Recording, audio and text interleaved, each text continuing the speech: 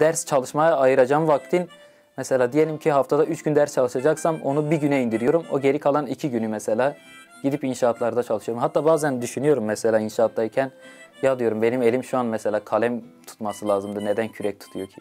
Ama bakıyorum duruma, hani bir de hayatın gerçekliği var. Bu gerçeklik beni buna itiyor, mecbur kalıyor. Ben 2000 yılında Van'ın bir kenar mahallesinde doğdum. Zor bir hayattan geliyorum. Zor şeyler gördüm, deneyimledim, yaşadım. Hayatın getirdiği, ekonomik hayatın getirdiği zor şeyler değil. İkinci sınıf olmamın yani cezasını çektim. Kürt kimliğimin fazlasıyla cezasını çektim. Ben depreme katılmıştım gönüllü olarak. Hatay Antakya'da çalışıyordum. Enkazlarda ceset çıkartıyordum. Bununla ilgili psikolojik bir çalışma vardı. Sorular sordular bana. Bir soru da şeydi, hani etkilendiğiniz bir olay anlattım falan.